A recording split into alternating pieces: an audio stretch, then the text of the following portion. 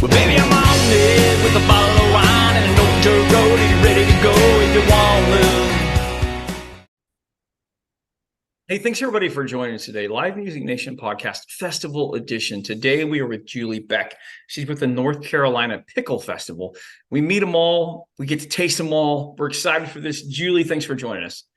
Hey, I'm delighted to be a part of this. There's number one. Julie, give us a little background on you. Where'd you grow up? Talk a little bit about your family and your career. So I grew up in Ohio. I'm a Buckeye native, but I've lived in North Carolina for about 35 years. I moved down here because of a job, and I've just kind of stayed. I worked many years at a University of Mount Olive as an event planner, and then I moved just a couple blocks away to the Chamber of Commerce, and now I'm doing event planning for the town. So same kind of concept, just different audience. Okay, very good, very good. Well, let's jump into the festival itself. Let's just start with the basics, the when and the where. So our 38th annual North Carolina Pickle Festival will be on Saturday, April 27th, 2024. Okay, all right. And it is held in downtown Mount Olive, which is a very small town, population 4,500, kind of close to the coast of North Carolina. And on the day of our event, we will bring in 50 or 60,000 people. So 10 or 11 times the size of our town. It's unbelievable. Wow. Yeah. All right. That's a big deal. It is a big deal. There you go. There you go. There's number two. Okay. So really the three questions that help our listeners the most get to know your event. What does it look like? What does it smell like? Meaning food. What's going to be in the air? And then three, what does it sound like? What's the atmosphere like? Is there entertainment? Is there music? Is there games going on? Things for kids? So let's go back to the beginning. What does it look like? So our Pickle Festival takes over our whole downtown. We will have about 200 vendors. We will have 3 stages of entertainment. We will have carnival rides. We'll have all kinds of pickly items. And I'll get back to those pickly items. I don't know if pickly is a word, but it's a word down here in North Carolina. And you may not be aware, but Mount Olive, North Carolina is home of Mount Olive Pickles, which is the #1 producer of pickles, peppers, and relishes in the whole United States. So it's only appropriate that we have a pickle festival to celebrate Mount Olive Pickle Company. Okay, very good, very good. Now, let's talk about food, because this event is named after food, after all. Let's talk about food. What are some of your highlights? What can people express? So Mount Olive Pickle Company gives out free pickles all day long. They have 2 different booths. So as soon as you arrive, a pickle is practically put in your hand to sample a pickle right off the bat. And all day long, you can go back and get free pickles from Mount Olive Pickle Company all day long. In addition to that, we have pickle vendors, and they have a special banner that says Picklelicious Food. And that means that they're serving some kind of pickly food. That could be a drink as well. It could be pickle lemonade.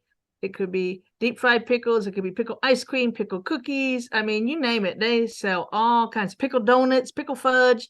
So there's lots of pickly foods, pickly drinks that we offer. And of course, we have our own pickle beer made right here in Mount Olive called Pickle Town Lager, named after, of course, our pickle company. And so people enjoy the Pickle Town Lager all day long. So in addition to all the pickly foods, and of course, we have all your other usual festival foods, from corn dogs, elephant ears, hot dogs, all kinds of stuff. But we really try to emphasize our pickly foods, because that's what people come to try, the different kinds of pickles.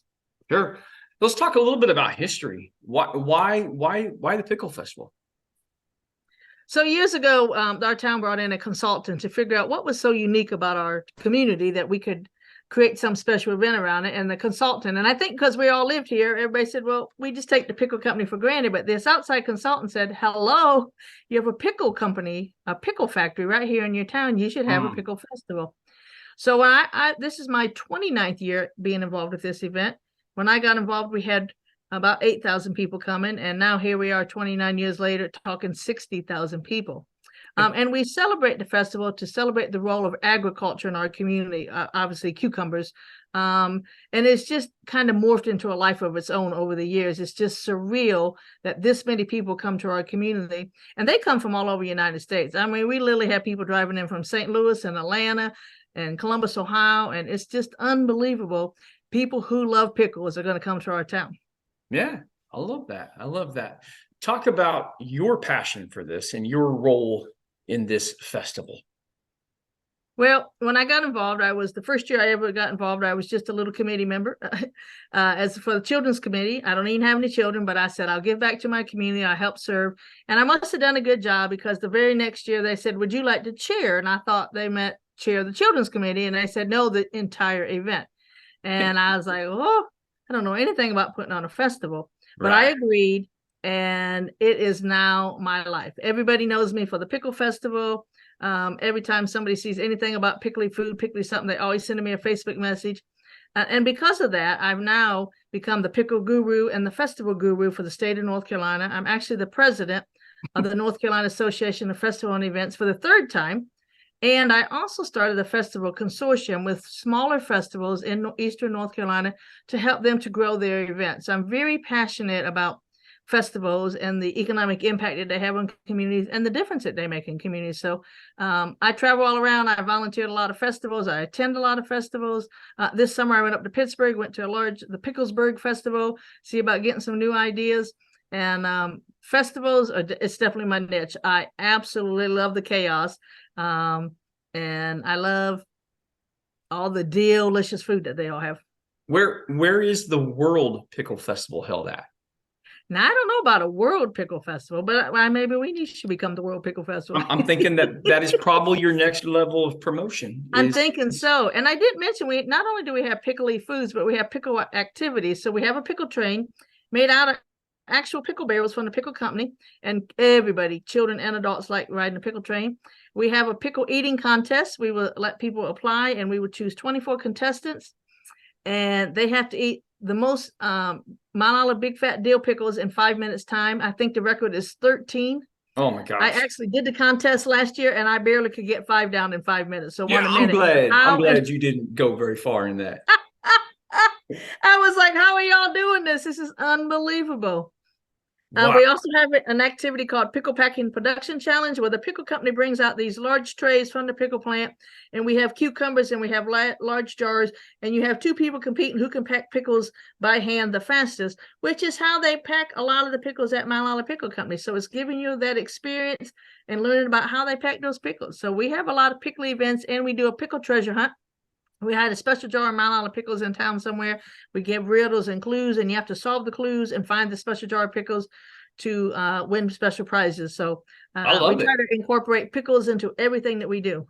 It's fantastic. I love that. I love the packing contest. That part just seems like that really shows how much your community appreciates the industry that is there.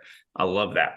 That is yes. And we also 2 years ago during COVID, I hired an artist to come to our town. I'm the Chamber of Commerce president for our community as well. And I asked him to paint a pickle mural. And what it ended up being was 6 giant jars. Each jar is about 8 foot tall of Mount Olive pickles. And so now that is the focal point of our pickle festival. Everybody comes to town and they have to do a selfie or get a picture or something in front of the pickle mural. And it's unbelievable what a difference that had made having that huge pickle mural. Wow. So much time and thought has gone into this festival. It is amazing. And oh man, I'm impressed. I gotta say, we talked to a lot of people, but this one's knocking it out of the park. Let's talk about music and entertainment. Now, these next 2 questions, they're just for me. I just like to survey. I'm in live music. I'm in live entertainment. I just want to know, Julie, what's the best concert you've ever seen your entire life?